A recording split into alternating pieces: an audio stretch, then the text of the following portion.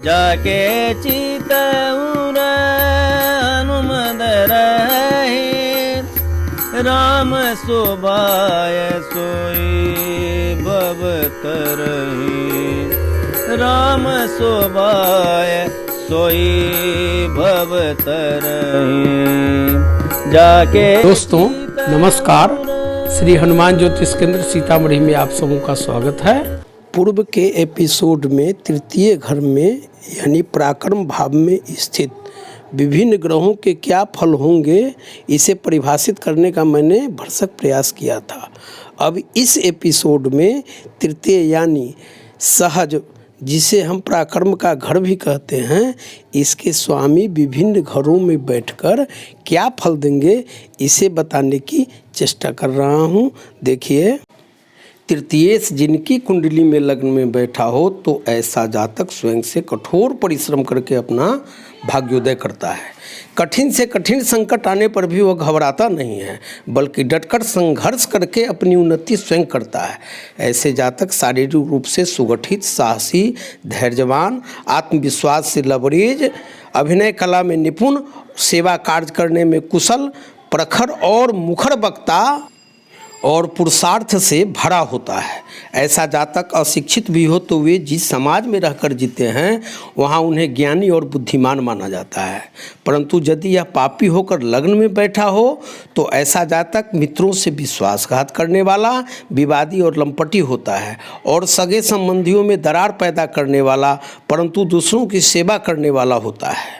तृतीयेश अगर दूसरे भाव में बैठा हो तो ऐसा जातक धनहीन, दुखी और बंधु बांधवों से विरोध करने वाला होता है। ऐसा जातक समाज में तिरस्कृत होता है। अपने चरित्र की परवाह न कर ऐसा जातक परिस्त्री गमन भी कर सकता है, दूसरे का धन हड़प सकता है।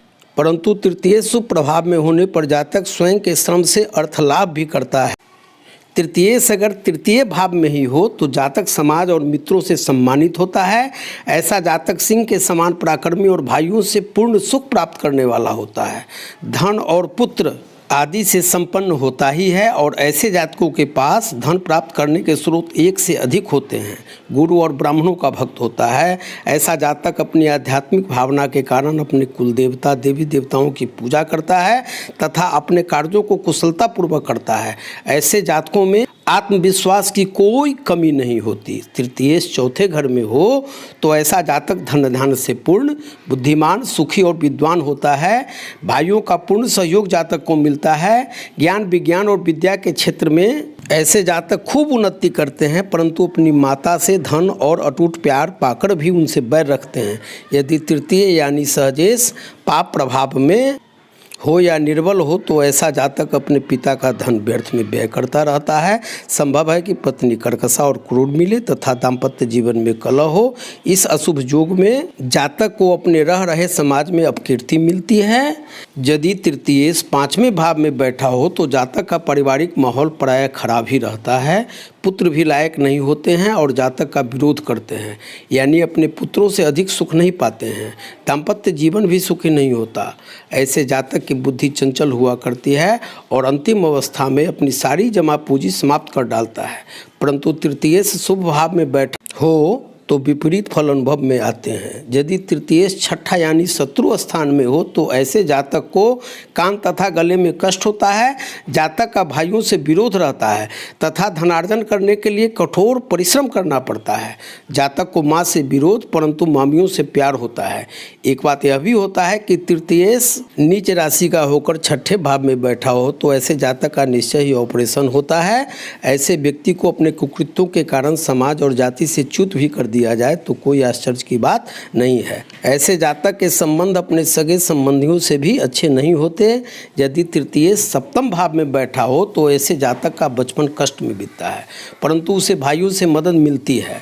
पत्नी सुंदर और सुशीला मिलती है। पति पत्नी के बीच वैचारिक मतभेद के कारण दोनों के बीच ऐसा तनाव उत्पन्न हो जाता है कि दोनों अलग अलग हो जाएंगे, परंतु ऐसा नहीं होता है। यदि तृतीयेश पर पापी ग्रह की दृष्टि हो तो ऐसा जातक प्रवास में बहुत कष्ट पाता है। यदि यह तृतीय सप्तम भाव में नीच राशि में बैठ जाता है तो ऐसे जातक की पत्नी के संबंध अपने देवर यानी जातक के भाई से हो सकता है। प्रवास में यात्रा के दौरान जातक की यात्रा में दुर्घटना या फिर मृत्यु तक संभव है।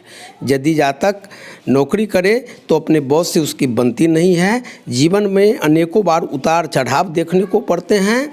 यदि तृतीय अष्टम भाव में बैठा हो तो ऐसे जातक कानूनी दाव पेच खूब जानता है। अपनी तर्कशील बुद्धि के कारण वकील बनकर फौजदारी केस लड़ता है या इससे संबंधित विभाग में कार्य कर रहा होता है। ऐसे जातक को गले और कान के रोग भी होते हैं और उसके बाजू में पीड़ा भी रह सकती है। अपने मित्रों से उसकी खूब पड़ती है। ऐसा जातक अपने समाज में प्रतिष्ठा प्राप्त करता है। भाइयों का पूर्ण सहयोग मिलता है। परंतु यदि तृतीय पाप ग्रह होकर या पापी ग्रह से दृष्ट हो तो उसके अशुभ फल मिलते हैं। भाइयों का तथा वसीयत के कारण ऐसे जातक को कष्ट प्राप्त होता है। उस पर गलत लांछन लग जाता है। विवाह होगा या नहीं इसमें अनिश्चितता बनी रहती है। आयु के अंतिम समय में कष्टदायक स्थिति का सामना करना पड़ता है। ऐसे जातकों के प्राण बहुत ही कष्ट से निकलते हैं। ना तो पारिवारिक जीवन ही सुखी रहता है और ना ही वैवाहिक जीवन।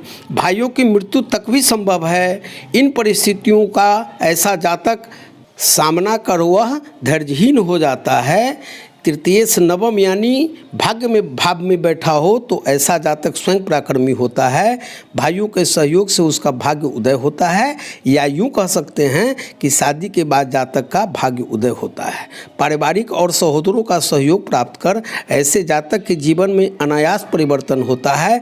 पत्नी स्वभाव से मृदु मिलती है और पत्नी का सहयोग भी जातक को सदैव मिलता रहता है। ऐसा जातक अपने भाई बहनों के लिए सदैव तत्पर रहता है। लेकिन यह भी देखा जाता है कि ऐसे जातक को पिता का सुख काफ़ी कम मिलता है या मिलता भी नहीं है। यदि तृतीय भाग्य स्थान में नीच राशि में बैठ जाता है या इस पर पाप ग्रहों की दृष्टि होती है तो भाइयों या मित्रों से उसे सहायता नहीं मिलती, यानी सगे सहोदर या मित्र उसे त्याग देते हैं। ऐसे जातक के साथ हमेशा ही हानि लाभ की स्थिति बनी रहती है। ऐसा जातक साधारण रूप से जीवन जीता हुआ घृणा के पात्र बन जाते हैं। यदि तृतीय दशम भाव घर में हो तो ऐसा जातक अपने बाहुबल से धन अर्जित कर धनी और सुखद जीवन व्यतीत करता है। जीवन के हर क्षेत्र में ऐसे जातक की पत्नी जातक को सहायता करती है। चूँकि ऐसे जातक की पत्नी पतिव्रता और कर्तव्य परायणा मिलती है। ऐसे जातक बराबर व्यावसायिक दृष्टिकोण से यात्रा करते रहते हैं। ऐसा जातक जीवन के प्रत्येक कार्य को समझ बूझ कर गंभीरता से करते हैं। यदि तृतीय दशम भाव में अपनी उच्च राशि में बैठा हो तो ऐसा जातक ऑफिसर अधिकारी होते हैं।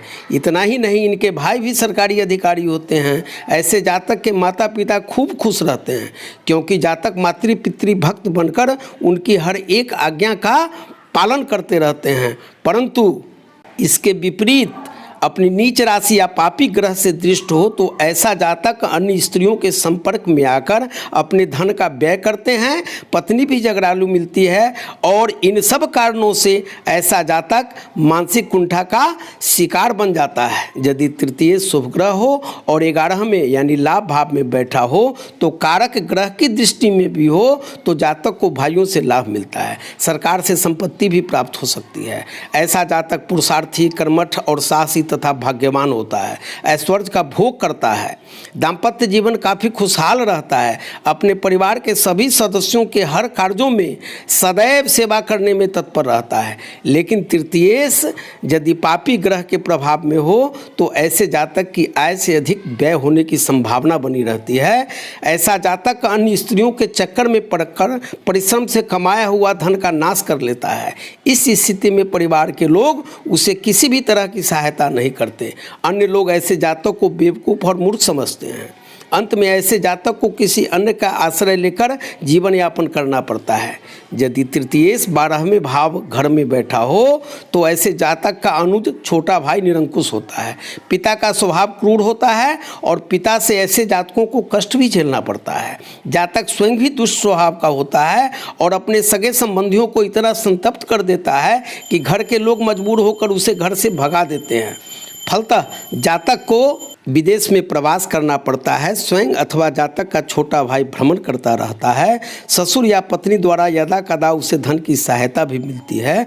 चूँकि ससुर और पत्नी लगभग अच्छी मिलती है, जिससे उनकी आर्थिक अवस्था सामान्य बनी रहती है। इतना जरूर है कि ऐसे जातकों में आत्मविश्वास की काफ़ी कमी होती है तथा काफ़ी मेहनत करने के बाद अल्प लाभ ही प्राप्त होता है। जीवन में हमेशा उतार चढ़ाव बना ही रहता है।